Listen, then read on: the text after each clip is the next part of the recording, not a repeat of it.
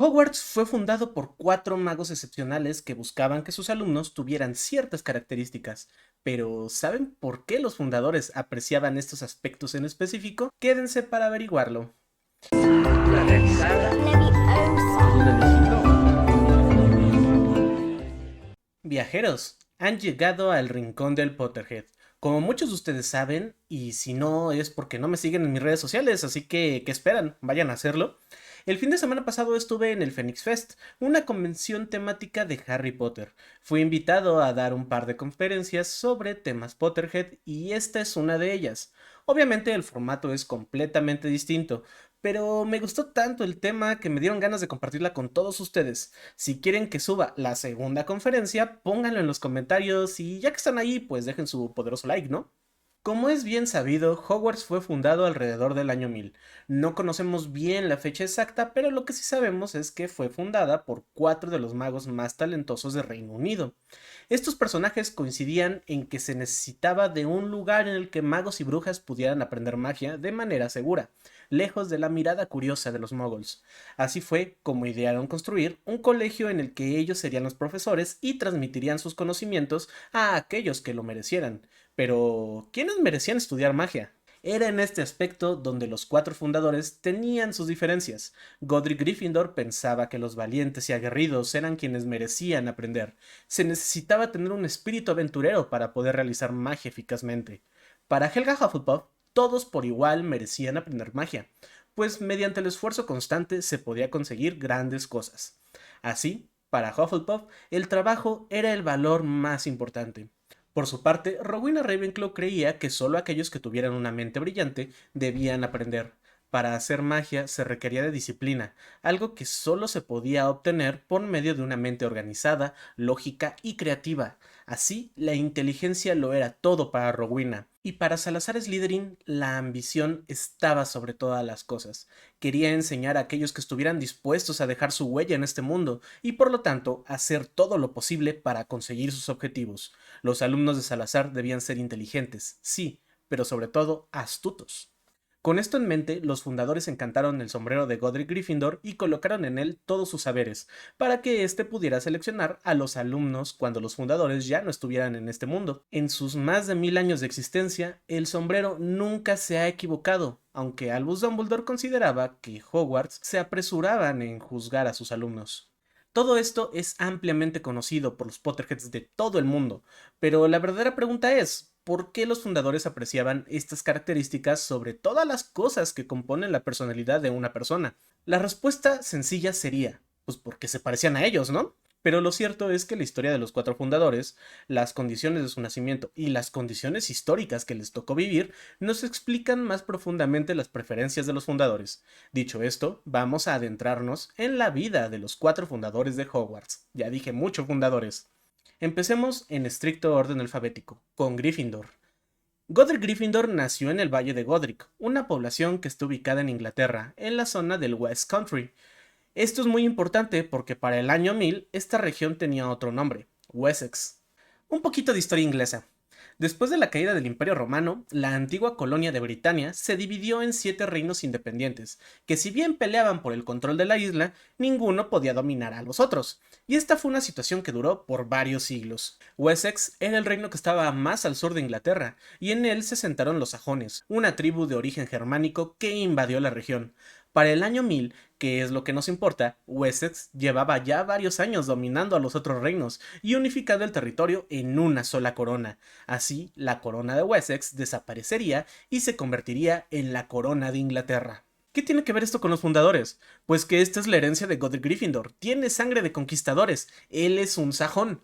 Pero Godric tiene una herencia más. Según las descripciones que nos han dado sobre él, era alto, pelirrojo y fornido, características que nos hablan de un grupo bien particular, los vikingos. Inglaterra sufrió por casi 2 siglos saqueos e invasiones de grupos daneses, noruegos, escandinavos, a los que conocemos generalmente como vikingos. Wessex fue el reino que más le hizo frente a estas incursiones y con el tiempo, como suele pasar con este tipo de interacciones, muchos grupos vikingos terminaron asentándose en la región. Es decir, Godric tiene una doble herencia conquistadora, por una parte sajona y por otra parte vikinga. Así podemos entender que a él le gustara la aventura, la acción y pelear antes de hablar, características que él apreciaba en sus alumnos. Pero hay un aspecto más. Para el año 1000 ya estaba establecido el Reino de Inglaterra, y por lo tanto se inició una persecución política hacia los grupos que no estaban cristianizados, llámense paganos, vikingos o magos y brujas. Por lo tanto, la familia de Godric Gryffindor sufrió una doble persecución, por ser de origen vikingo y pagano y por ser un mago. Por lo tanto, tuvo que huir y se trasladó al África subsahariana. Ya en el continente africano, Godric aprendió lo que era la vida salvaje, y su espíritu de aventura se intensificó. Se dice que le apasionaba ver a los leones, a los que convertiría en el símbolo de su casa, y de ellos aprendió la importancia del valor. Pero África también fue muy importante para Godric en el sentido de que, a diferencia de lo que pasaba en Inglaterra, en África las relaciones entre los magos y los muggles era más armónica. Por lo tanto, no desarrolló un odio hacia los muggles, pues supo que la convivencia entre ellos era algo posible. Así, ya adulto, volvió a Inglaterra con una ferviente convicción de que la aventura lo era todo, el valor indispensable, y esto sumado a sus orígenes guerreros, nos explican por qué estas características eran las que más apreciaba en sus alumnos. Sigamos con Helga Hufflepuff. Ella nació en los amplios valles de Gales. Esta región se caracterizaba por estar formada por pueblos de origen celta, que no fueron totalmente asimilados por el Imperio Romano. Después, ya durante la Edad Media, nunca fueron dominados por los ingleses y mantuvieron una identidad propia. Es por eso que en esta región hay una fuerte identidad colectiva, pues son muy unidos cuando se trata de repeler a los invasores. Así entendemos una de las principales características de los Hufflepuff, que el bienestar colectivo está sobre el bienestar propio. Como les dije en el video dedicado a Hufflepuff, los miembros de esta casa no buscan brillar individualmente, quieren el bien común. Por su parte, las condiciones geográficas de la región hacen que Gales sea una zona agrícola por excelencia, y es obvio que el trabajo agrícola requiere de muchas manos y de un esfuerzo constante. Es decir, por eso Hufflepuff valora el trabajo. En su lugar de origen, solo así puede ser útil para la sociedad, no mediante glorias personales o combatiendo, sino trabajando y esforzándose, otra vez, por el bien común. Y es por esta vinculación con la tierra y el trabajo agrario, junto con las raíces celtas de Helga, por lo que el elemento de la casa Hufflepuff es justamente la tierra. Toca el turno de Rowena Ravenclaw. Ella nació en las tierras altas de Escocia, es decir, en la zona montañosa. Esto nos explica por sí mismo que el elemento de su casa sea el aire y su símbolo un águila, pero también nos explica por qué Rowena aprecia la inteligencia sobre todo. En las zonas montañosas debes ser inteligente para crear una sociedad en un medio tan complicado. Debes ser ingenioso para aprovechar lo que la montaña te ofrece y creativo para adaptarte a tu entorno. Y claro está, debes ser muy organizado para que no te rompas el cuello cuando por haber hecho mal las cosas. Es decir, Rowena apreciaba las características que le hicieron sobrevivir en su lugar de origen. Por otro lado, por las venas de Rowena corre la sangre de los Pictos, una nación de origen celta que jamás fue dominada por Roma, al grado de que el imperio más grande que ha existido en toda la historia de la humanidad tuvo que ponerles un muro, el muro de Adriano, para delimitar las fronteras y evitar el avance de estos pueblos. Un muro que de hecho no evitó que siguieran atacando, por cierto. Los pictos, por su parte, adoptaron un sistema de organización política similar al de Roma, justo para hacerles frente, y esto los ayudó a que ya en la Edad Media pudieran resistir las pretensiones inglesas de controlar toda la isla. O sea, en Rowena corre la sangre de guerreros, sí, pero que combaten con el intelecto, con la creatividad y adaptándose a las circunstancias. Por eso, estas son las características que todo Ravenclaw debe de tener. Por último está el caso de Salazar Slytherin. Según el sombrero seleccionador, él venía de los pantanos, y si bien no se especifica la región, lo más seguro es que proveniera de los pantanos de Irlanda. Antes que nada, que Salazar provenga de los pantanos nos explica la razón de que el elemento de la casa Slytherin sea el agua, pero también, al igual que con Rowena Ravenclaw, explica las características que Salazar más valoraba. La vida en un pantano es complicada, un paso en falso puede ser fatal, cada movimiento que hagas cada movimiento que hagas debe estar planeado con cautela y tienes que ser firme con tus intenciones para sobrevivir. Por eso, la astucia es fundamental, y de esto se desprende también la ambición. Eres tú contra tu entorno, y básicamente buscas ganarle a la naturaleza. Pero, como es bien sabido, Slytherin buscaba que sus alumnos tuvieran otra característica, y esta pretensión fue la que lo distanció del resto de los fundadores, la pureza de la sangre. Para entender el odio que Salazar sentía hacia los muggles, tenemos que visitar la historia de Irlanda, una región que, en la Edad Media, se caracterizó por tener una gran influencia de la Iglesia Católica. Seguramente les suene el nombre de San Patricio, un personaje que cada 17 de marzo hace que muchos se vistan de verde y beban como si no hubiera un mañana.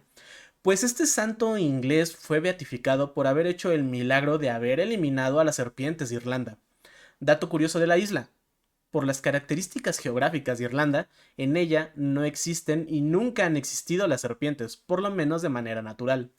Entonces, ¿cómo fue que San Patricio eliminó algo que nunca ha existido en esa región?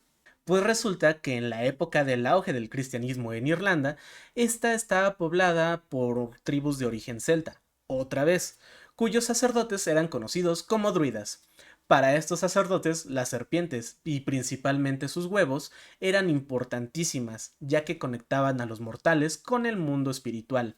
Es decir, el milagro de San Patricio no fue eliminar a los reptiles de Irlanda, fue eliminar el paganismo y a los druidas de la isla. Para este aspecto, quiero retomar una frase de Mads Mikkelsen que aparece en el guión de la película de Los secretos de Dumbledore. Él dice que para interpretar a Grindelwald se imaginó que había sufrido algo o había presenciado algo hecho por los muggles hacia los magos, algo tan terrible que provocó un profundo odio hacia ellos.